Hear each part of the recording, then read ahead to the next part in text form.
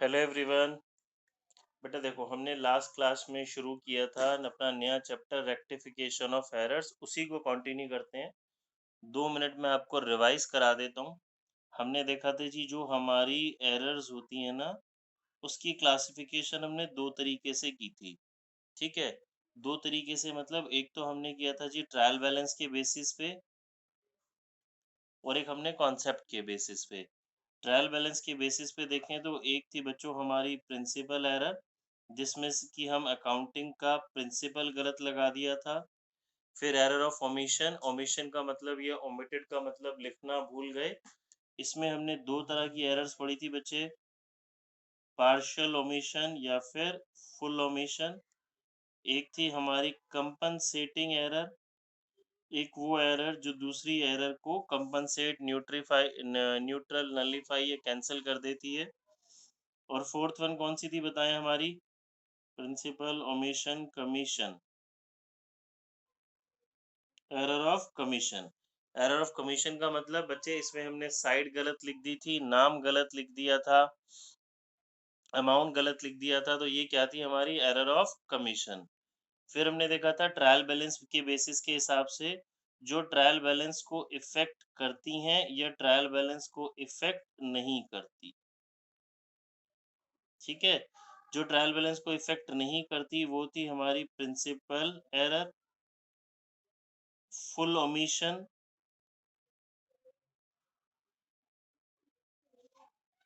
ठीक है जी, principle error, full omission और कंपनसेटिंग एरर।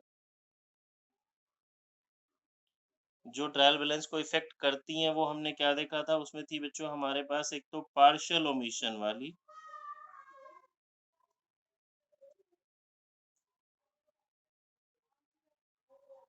पार्शियल ओमिशन थी, और हमारे पास थी जो कंपनसेटिंग एरर है। इसमें हमने देखा था बच्चे डिपेंड करती है, हो भी सकती है और नहीं भी हो सकती।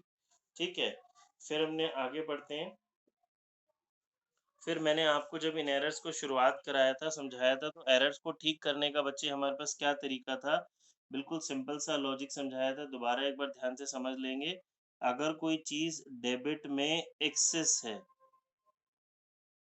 अगर कोई चीज डेबिट में एक्सेस है, हमने बाय मिस्टेक उसको ज्यादा लिख दिया, तो उसको आप ठीक करने के लिए, कैंसिल करने के लिए क्या करेंगे, क्रेडिट। अगर कोई चीज क्रेडिट साइड में एक्सेस है, ज्यादा है, तो उसको आप ठीक करने के लिए क्या करेंगे, क्रेडिट। इसका अपोजिट ले लेते हैं। अगर कोई चीज, कोई भी entry, transaction balance debit side में कम है, तो उसको आप बच्चों बताओ डेबिट में ही और डालोगे या क्रेडिट में और डालोगे।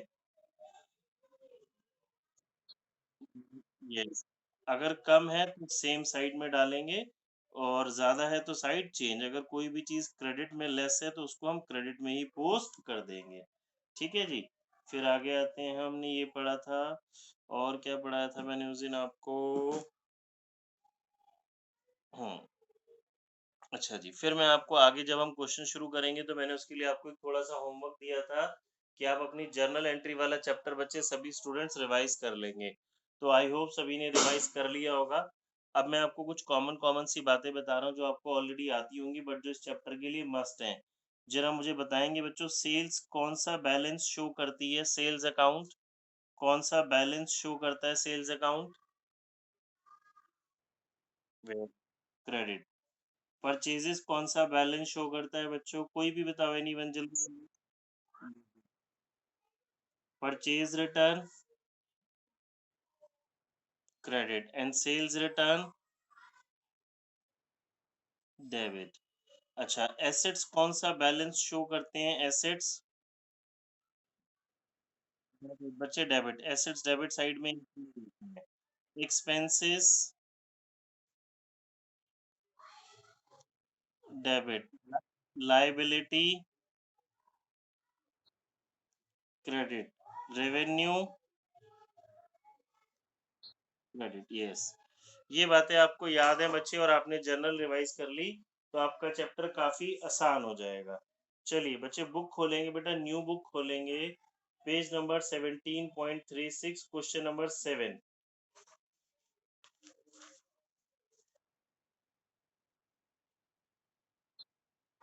आज संतुष्टि अब तो ये शुरू कर लिया बच्चे, आज मंडे है ना, वेडनेसडे करा दूंगा पक्का, मुझे पहले ही बता देना, फिर मैं वेडनेसडे ये नहीं कराऊंगा, टेस्ट वाले क्वेश्चंस करा दूंगा फिर, ठीक है। अच्छा, चलो सॉरी मैडम, वेडनेसडे पक्का, वेडनेसडे पक्का करा दूंगा। अच्छा, और फ्राइडे और मंडे छुट्टी रहेगी बच्चों, दिवाली हॉलीडेज, फ्राइडे को छोटी दिवाली एंड मंडे को भाई दूज है, तो फ्राइडे और मंडे छुट्टी रहेगी। तो मैं वेडनेसडे को फिर पहले डेप्रिसिएशन करा दूंगा। संतुष्टि, मुझे क्लास के शुरू में मैसेज कर देना है, बोल देना आप। ठीक है, ओके। चलिए बेटा, एक क्वेश्चन निकालेंगे, क्वेश्चन नंबर 7। न्यू बुक में जिन बच्चों के पास ओल्ड बुक है, ये क्वेश्चन होगा लेकिन आगे पीछे हो सकता है, और शायद इस फॉर्म में भी नहीं होगा। न्यू बुक वाले ही निकालें, ओल्ड बुक वालों को या तो मैं इसकी पिक भेज देता हूँ, अभी मिल जाएगा। मैं भी साथ साथ क्वेश्चन ये है बच्चे, देखो ये रहा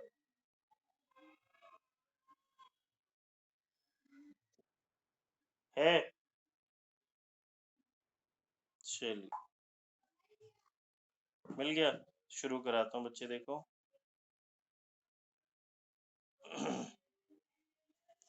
बेटा देखो, सभी स्टूडेंट ध्यान से समझेंगे। एक तो इसने ना अभी यहाँ पे हेडिंग लिखी हुई है, जैसे error of principal, error of complete omission, compensating error, आपको दिख रहा होगा। एग्जाम में हमें ऐसी हेडिंग नहीं मिलेगी, ठीक है। एग्जाम में हमें नहीं लिखा होएगा, हमें खुद करना होगा। मतलब ऐसा कुछ नहीं लिखा होगा, अभी हम पढ़ेंगे एक तरह की एरर और होती है, सिंगल साइडेड, डबल साइडेड, वो भी एरर होती है, और ये एरर ऑफ प्रिंसिपल भी हम ये इस तरह की कोई भी हेडिंग नहीं होगी। एक कंबाइंड क्वेश्चन होगा, उसमें 7-8 एंट्रीज होंगी जिनको हमें रेक्टिफाई करना होगा, और सारी डिफरेंट डिफरेंट होंगी। तो अभी क्योंकि चैप्टर की स्टार्टिंग है, तो इसलिए आपने इसने आपको हेडिंग वाइज इस तरह से दे रखा है। तो हम समझते हैं बेटा, देखो इसको ठीक करते हैं। 50 इसने ऊपर आपको हिंट दे ही दिया, तो आपका काम थोड़ा सा आसान हो जाएगा। Rupees 15,000 paid as wages for construction of office debited to salaries account. बच्चे मैंने जैसा कि आपको बताया था, आपको सही जर्नल एंट्री आनी चाहिए कि इसकी सही एंट्री क्या बनेगी। कह रहा है हमने वेजेस पे किए हैं ऑफिस की कंस्ट्रक्शन के लिए। तो बच्चे बताना जरा, इसमें लिखते क्या है, जब आप ऑफिस की कंस्ट्रक्शन की वेजेस देते हैं, तो आप क्या रिकॉर्ड, क्या जर्नल एंट्री लिखते हैं।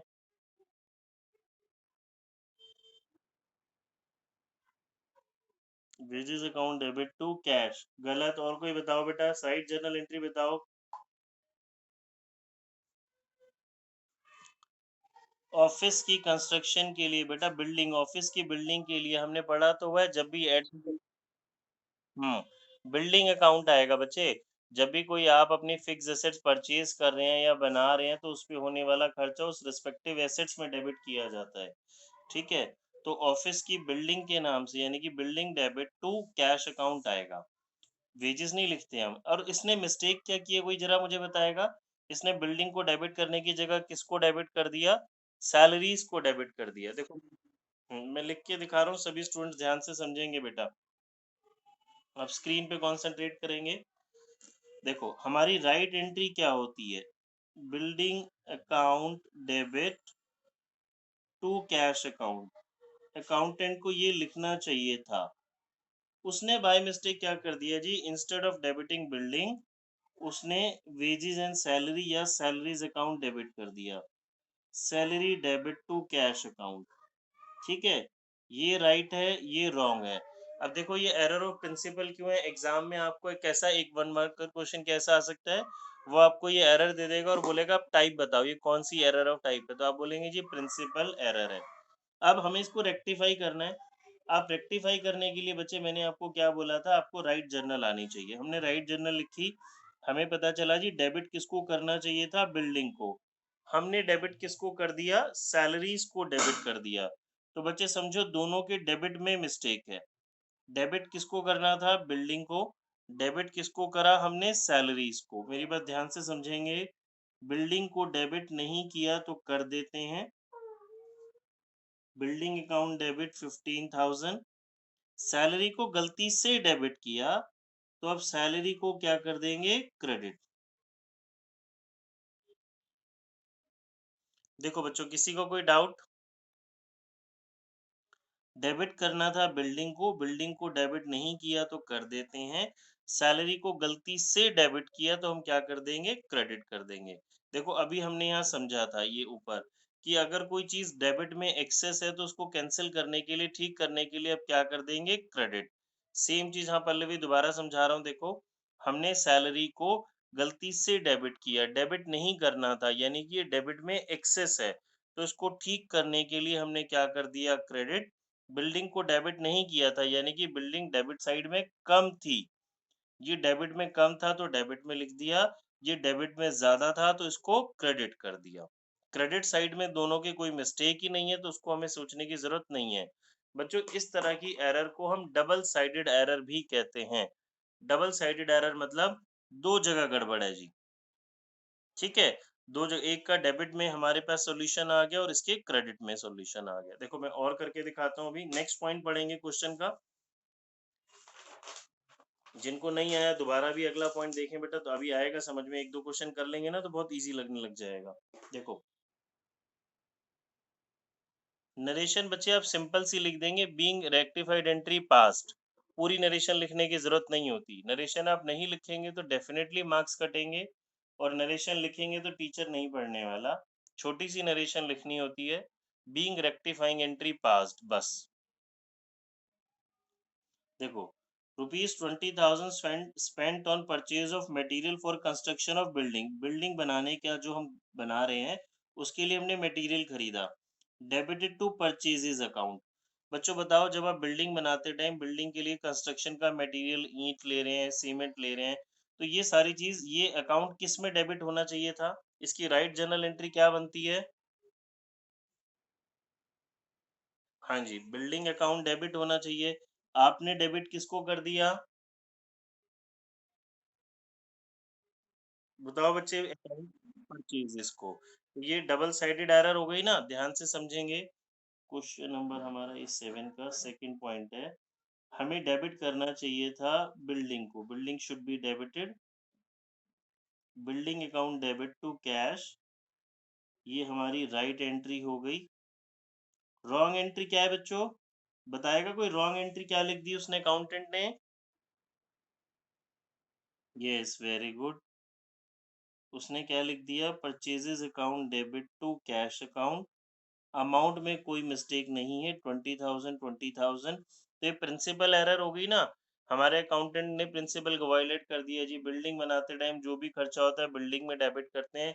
परचेजेस वर्ड तो सिर्फ और सिर्फ याद करो बच्चे, हमने पढ़ा हुआ है सिर्फ और सिर्फ गुड्स के लिए यूज करते हैं, तो लिखना ये चाहिए था सॉरी, उसने लिख ये दिया, डेबिट करना चाहिए था बिल्डिंग को, डेबिट कर दिया उसने परचेजेस को। बेटा इसका सॉल्यूशन रेक्टिफाइड एंट्री ट्राई करेंगे, जरा बताएगा कोई भी? रेक्टिफाइड एंट्री क्या बनेगी इसकी?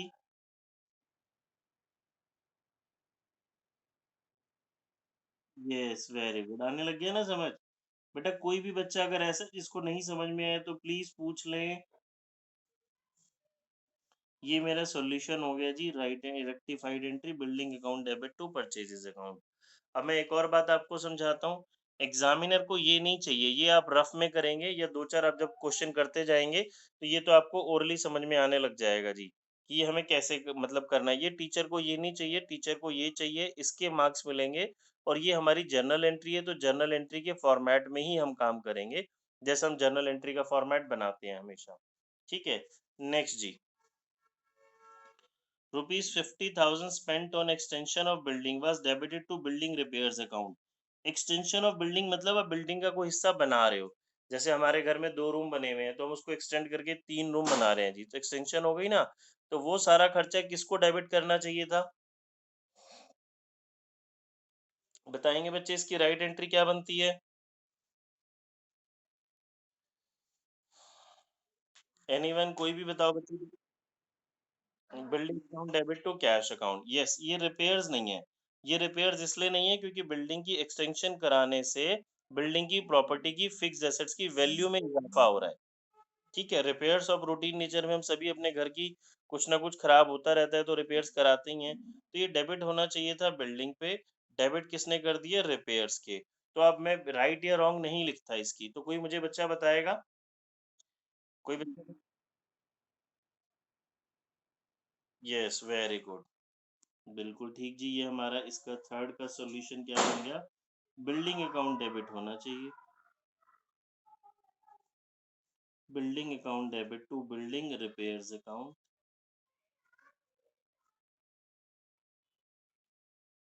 अमाउंट यही आ जाएगा हमारे पास 50,000 50,000। Fourth point, 25,000 spent on whitewash of new building. बेटा अंडरलाइन करेंगे, अपनी अपनी बुक्स में वर्ड यूज किया इसने, न्यू बिल्डिंग की व्हाइट वॉश करा रहा है। ठीक है।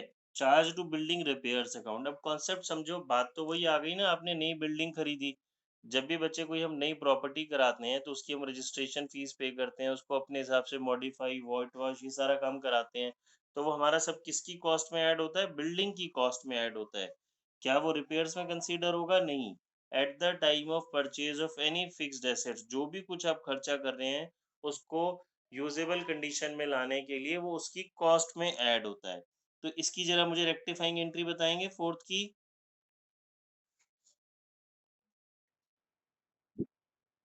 हाँ, building account debit to building repairs account, very good.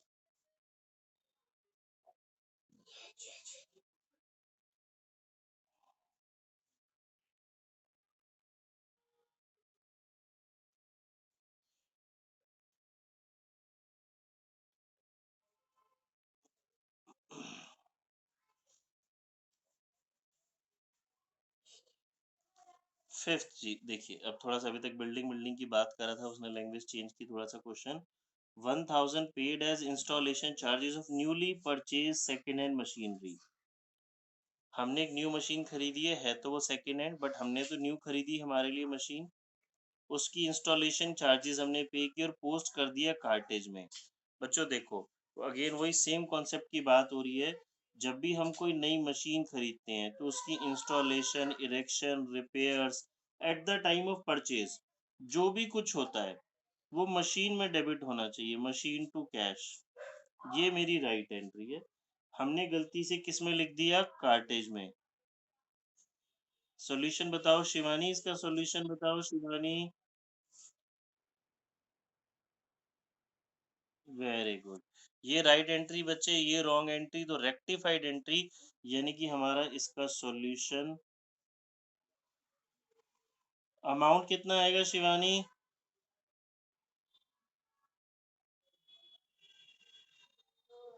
Shivani amount बताओ। यस, 1,000 1,000 ही आएगा।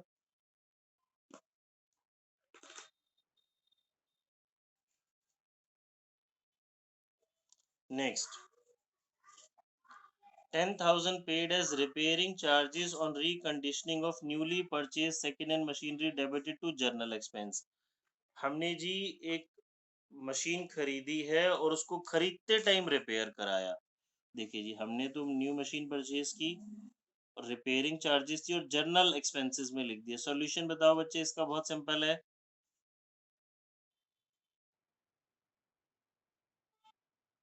वेरी गुड जी। बेटा किसी भी बच्चे को कोई डाउट हो, बार बार कह रहा हूँ, पूछ लेना। संजीत भाई, आपको समझ में आ रहा है? Sanjeet,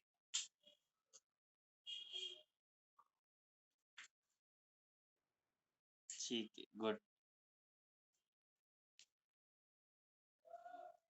seventh, ₹5,000 paid as repairing charges of an existing machine. Repairing charges थे एक पुरानी मशीन के। Is charge to machinery account. अब ध्यान से देखो, अब एग्जिस्टिंग मशीन मतलब मशीन मेरे पास ऑलरेडी है, मैं नई मशीन नहीं खरीद रहा। मैंने जो मशीन ऑलरेडी है उसकी रिपेयर कराई और उसको गलती से कहाँ लिख दिया? मशीन अकाउंट में लिख दिया। बच्चों देखो, जब न्यू मशीन खरीदते हैं तो होने वाला खर्चा मशीन में चार्ज करते हैं ना। पुरानी मशीन को आप ठीक ठाक करा रहे हो, रिपेयर करा रहे हो, जो भी कुछ कराओगे तो वो रिपेयर के अंडर ही जाएगा। तो इसकी मेरी राइट एंट्री क्या बनती है? इसकी जो राइट एंट्री होनी चाहिए वो रिपेयर्स होनी चाहिए, ना कि machine. Repairs account debit to cash account, क्योंकि ये ऑलरेडी एग्जिस्टिंग पुरानी मशीन है। मैंने गलती से इसको क्या लिख दिया जी? मशीन को ही डेबिट कर दिया। Machine account debit to cash account. आप ध्यान से देखें बच्चे, ये डबल साइडेड एरर है, दो जगह इफेक्ट हो रही है। रिपेयर को डेबिट मैंने नहीं करा तो रिपेयर्स को डेबिट कर देता हूं। मशीन को गलती से डेबिट करा तो क्रेडिट कर देता हूं। 5000 5000। ठीक है, नेक्स्ट पॉइंट पे आएंगे। 10,000 paid by cheque for a printer charge to office expense. बच्चों प्रिंटर हमारी एसेट्स होता है क्या? क्या प्रिंटर हमारी एसेट्स होता है? यस, प्रिंटर एसेट्स होता है बच्चे। कंप्यूटर एसेट्स होता है, प्रिंटर भी एसेट्स होता है। प्रिंटर हमें लिखना चाहिए, इसको हम ऑफिस इक्विपमेंट वर्ड यूज करते हैं इसके लिए। ये एसेट्स है हमारी, office equipment should be debited. मैंने इसको एक्सपेंस दिखा दिया, होना चाहिए था एसेट्स, मैंने इसको शो क्या कर दिया, एक्सपेंस। तो मेरी इसकी एंट्री बन जाएगी बच्चों जी 8 की।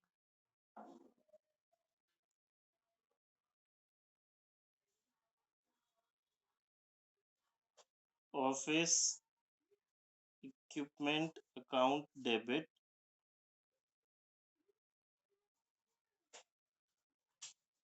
To office expenses account. ठीक है। डन। ये हमने कुछ प्रिंसिपल एरर्स के एग्जांपल देखे। चलिए 8th क्वेश्चन पे आते हैं बेटा, एरर ऑफ कंप्लीट ओमिशन। इस चैप्टर में क्या है, हर 5 मिनट के बाद एक नया कॉन्सेप्ट आ जाएगा और बेसिक आइडिया वही रहेगा चैप्टर का जो हमने देखा था जी, कम है तो सेम साइड, ज्यादा है तो साइड चेंज। चलिए अब ये देखते हैं बच्चे, क्वेश्चन नंबर 8 ओल्ड बुक में है, सेम क्वेश्चन मिल गया देखो। चलिए जी 8th में कह रहे goods return by Mohan, goods return किए मोहन ने। बच्चों बताओ ये सेल्स रिटर्न है, परचेज रिटर्न है?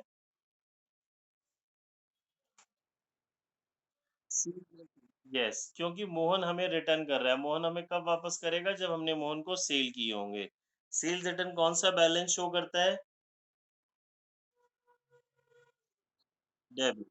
बिल्कुल ठीक, तो इसकी राइट एंट्री बनती है जी, sales return debit to Mohan 1500 not recorded in the books. मैंने बुक्स में रिकॉर्ड ही नहीं किया। बच्चों देखो अभी फुल ओमिशन क्यों है, हमने रिकॉर्ड ही नहीं किया, हमने पूरी एंट्री रिकॉर्ड नहीं की। इसका सॉल्यूशन बनता है, जो इसकी राइट एंट्री बनती है, जब मोहन ने सामान वापस किया तो right entry should be sales return debit to Mohan. और वो कह रहा है ये एंट्री मैंने बुक्स में रिकॉर्ड ही नहीं की। भाई रिकॉर्ड ही नहीं की तो हमने कुछ मिस्टेक तो ऐसा नहीं हुआ ना कि कुछ डेबिट साइड या क्रेडिट साइड में गलत लिखा हो, उसने एंट्री ही रिकॉर्ड नहीं की। तो आप जस्ट एंट्री लिख लो सिंपल। तो सॉल्यूशन क्या बनेगा बच्चों इसका, जो राइट एंट्री है वही रिकॉर्ड कर लेंगे। फुल ओमिशन में क्या होता है कि एज इट इज आपको वही एंट्री लिखनी होती है। वो कह रहा है जी हमने लिखा ही नहीं, तो यानी कि डबल साइडेड एरर है, डेबिट और क्रेडिट दोनों aspect, full entry complete entry नहीं पोस्ट की, तो आप वो कंप्लीट एंट्री लिख लीजिए। देखो नेक्स्ट भी सेम है, कह रहा है goods distributed as free samples for 5000 not recorded. 5000 का सामान हमने फ्री दिया जी, फ्री सैंपल्स दिए, इसको रिकॉर्ड ही नहीं किया हमने। ठीक है, भूमि ट्राई करेगी। भूमि जरा बताओ इसका सॉल्यूशन।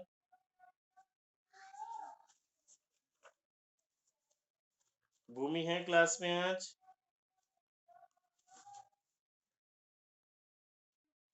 दिवेश जैन आप बताओ।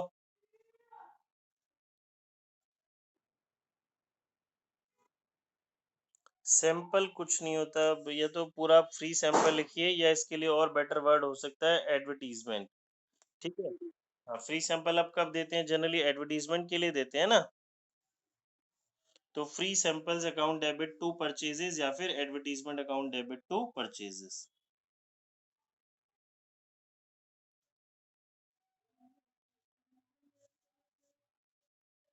ये सभी को याद है बेटा, हमने पढ़ा हुआ है। परचेजेस वैसे तो डेबिट बैलेंस शो करती है, बट कुछ केसेस ऐसे होते हैं जहां परचेजेस क्रेडिट में आ जाती है। ठीक है, third point, depreciation of machinery 10,000 not charge. हमने मशीन का डेप्रिसिएशन लगाया ही नहीं जी, लिखा ही नहीं। खुशी अरोड़ा बताएगी बच्चे इसकी एंट्री। खुशी अरोड़ा आप ट्राई करो third point.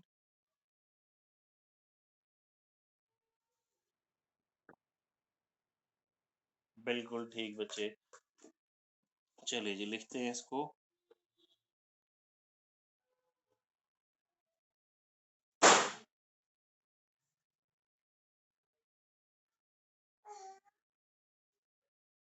Depreciation debit to machine. Fourth, Khushi बताएगी। Khushi Yadav, fourth point.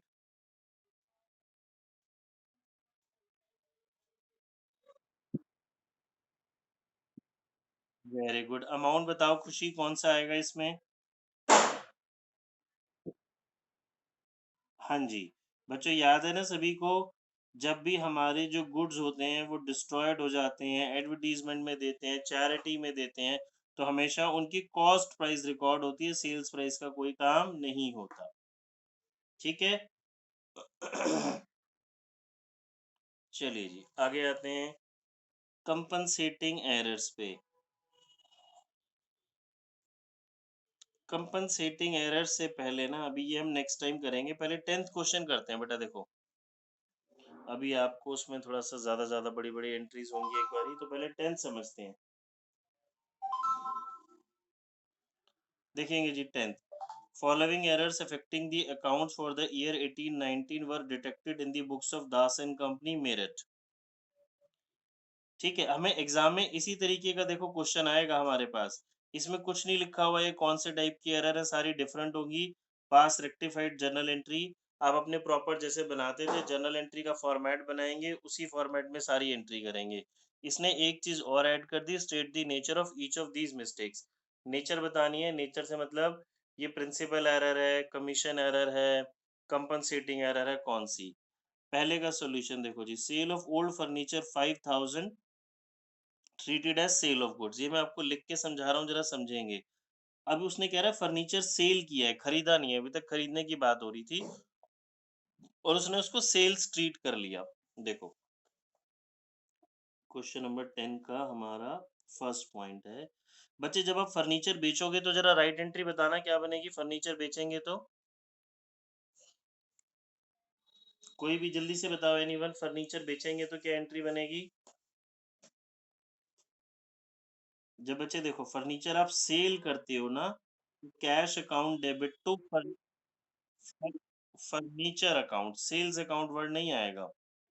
Sales word is used only and only for goods. आपने पुराना फर्नीचर बेचा, cash account debit to furniture account, और आपने इसको गलती से क्या ट्रीट कर लिया, सेल्स। जबकि सेल्स वर्ड तो किसके लिए यूज होता है, गुड्स के लिए। तो cash account debit to sales account. बच्चों समझो, देखो अभी तक हमने जो एंट्रीज करी, ये एक तो प्रिंसिपल एरर है। पहली बात, क्यों प्रिंसिपल एरर है? सेल वर्ड गुड्स के लिए यूज होता है, उसने बेचा फर्नीचर और लिख दिया सेल्स, तो ये राइट हो गई, ये रॉन्ग हो गई। अभी तक जो हमने क्वेश्चंस किए थे उसमें डेबिट में मिस्टेक हो रही थी। अब इस क्वेश्चन में दोनों का क्रेडिट साइड गड़बड़ है, दोनों की क्रेडिट साइड गड़बड़ है। क्रेडिट साइड कैसे गड़बड़ है? क्रेडिट करना था फर्नीचर को, उसने क्रेडिट कर दिया सेल्स को, सेल्स को गलती से क्रेडिट करा, तो मेरी जो इसकी रेक्टिफाइड एंट्री।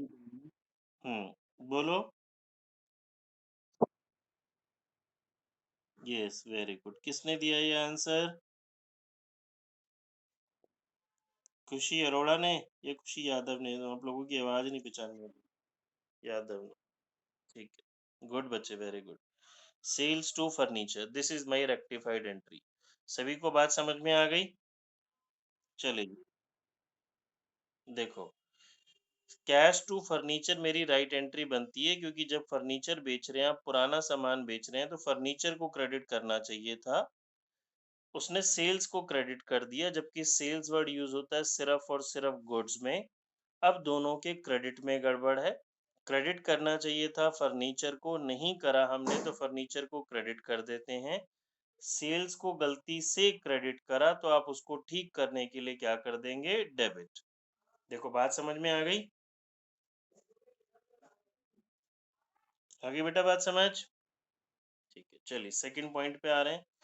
देखिए सेकंड पॉइंट इसका कह रहा है, rent of proprietors residence. Proprietors residence, proprietor यानी कि ओनर, ओनर के घर का रेंट था, डेबिट कर दिया जी हमने रेंट अकाउंट को।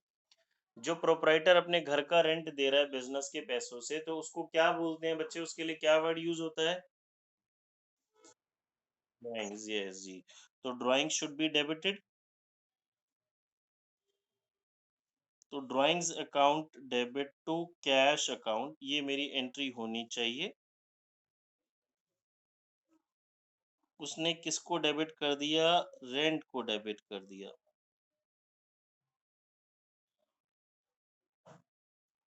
डेबिट होना चाहिए ड्राइंग्स, डेबिट किसको कर दिया? रेंट को। ड्राइंग्स को डेबिट नहीं करा तो कर दीजिए drawings account debit to rent account. बात समझ में आ गई बेटा सभी को? किसी किसी को कोई डाउट तो नहीं है? ठीक है। चलिए थर्ड पॉइंट मैं आपको दे रहा हूँ, 2 मिनट देता हूँ, सब अपने अपने रजिस्टर्स में जरा ट्राई करेंगे। इसकी राइट एंट्री लिखें, थर्ड पॉइंट की रॉन्ग एंट्री लिखें, और जरा मुझे सॉल्यूशन बताएं। ओरली कर सकते हैं, ओरली करें, नहीं तो एक बार इसकी राइट लिखें, रॉन्ग लिखें, और थर्ड पॉइंट ट्राई करेंगे। हो गया? बताओ सॉल्यूशन।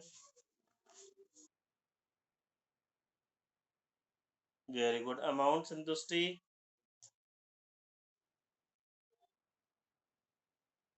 यस जी, बिल्कुल ठीक। देखो बच्चे, जिसको नहीं आई वो समझो। कह रहा कैश रिसीव हुआ मुझे किससे? राजेश से पैसे मिले। अब राजेश से पैसे मिले तो मेरी एंट्री बनती है जी cash account debit to Rajesh. कितनी अमाउंट? 2150। तो क्रेडिट किसको करना चाहिए था? राजेश को। उसने बाय मिस्टेक क्रेडिट किसको कर दिया? ब्रजेश को। कैश हम नहीं भी लिखेंगे तो चलेगा, बेसिकली मिस्टेक सिर्फ राजेश और ब्रजेश में है। राजेश को क्रेडिट नहीं करा, कर देते हैं। ब्रजेश को गलती से हमने क्रेडिट करा तो इसको डेबिट कर देते हैं। Brajesh account debit to Rajesh account. देखो बच्चों, किसी को कोई डाउट तो नहीं है? आ रही है बात समझ? अब कोई इजी सा क्वेश्चन देखते हैं एक बारी।